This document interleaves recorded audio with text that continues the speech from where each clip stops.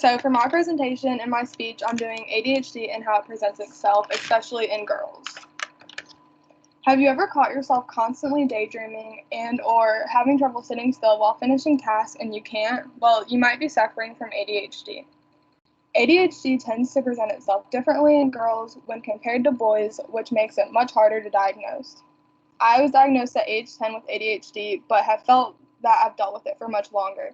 Because of this and my firsthand experience with dealing with it, I feel credible to talk about the topic. Most people experience ADHD symptoms at least once in their lifetime, but when the symptoms become persistent in their daily life, that is when it becomes a problem and they should seek help. In this speech, I will be discussing ADHD and how it tends to affect girls and women throughout their lives compared to boys. While most people have heard of ADHD, not everyone has.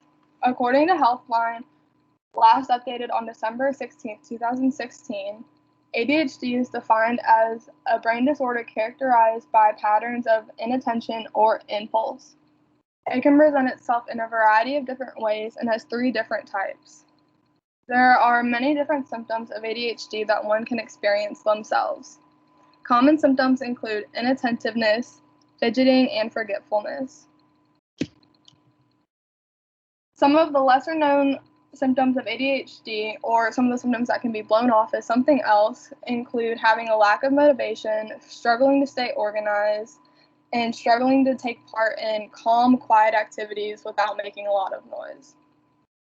According to the CDC, which was last updated on January 26, 2001, there are 3 types of ADHD, which include predominantly inattentive, predominantly hyperactive impulse, and a combination of both of those. Predominantly inattentive presentation refers to when someone struggles to pay attention for long periods of time and has trouble finishing a task without moving. Predominantly hyperactive impulse presentation refers to when someone has trouble sitting still and can experience excessive talking. This can also include excessive interrupting when you're talking. A combined presentation includes presentation of both predominantly inattentive and predominantly hyperactive impulse, which is what most kids tend to have nowadays.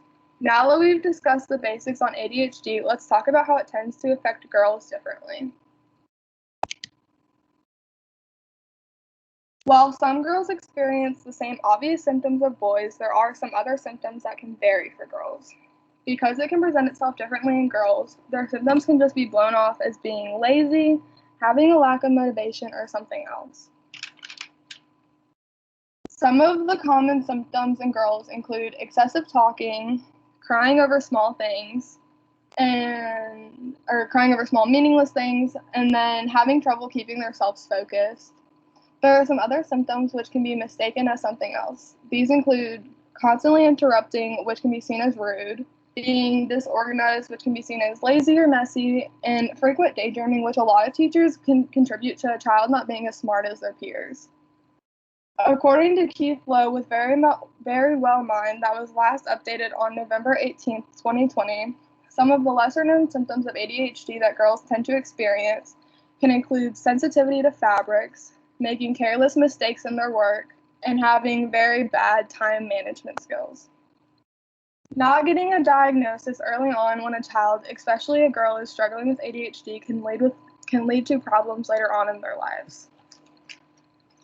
Some girls can develop mental health issues such as low self-esteem, depression, and anxiety as a result of the struggle they face every day with their ADHD. Besides mental health issues, some girls may have trouble with frequent mood swings or anger outbursts, extreme restlessness, and even having trouble with their friendships and relationships and just maintaining them. While there is a lot out there on ADHD, they're still doing research daily to try and figure out how to better treat it. Common ways to treat ADHD are usually behavior therapy and medication. Behavior therapy tends to be the first step over medication when a child is first diagnosed, especially if they're younger than 5 or 6 years old. This type of therapy is used to help control the disruptive behaviors that a child with ADHD may exhibit, like their outbursts, sitting still, and excessive talking they have. There are two main types of medication used to treat ADHD, which are stimulants and non-stimulants. Some of the common kinds of stimulants are Adderall, Concerta, and Focalin, and then some of the common non-stimulants are Strattera, bupropion, and clondine, I think is how it's pronounced. Stimulants are the most type-used medication as they are very quick to work, and most children tend to experience fewer symptoms while they're on the medication. A lot of people don't realize this. Non-stimulants, though, aren't as fast-acting as stimulants, and they have to be taken daily, and their effects can last up to 24 hours. Where with stimulants, you don't have to take them daily, and you can take breaks on the weekends or summer break, vacation, wherever you need to. In conclusion, you can see how ADHD can make life difficult for girls as it is harder to diagnose. This can cause issues later on in life for girls too as they grow up. There are treatment options though, which can be proven to be very helpful.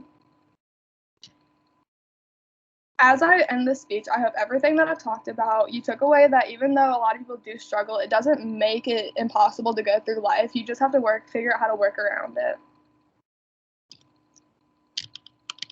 Thank you.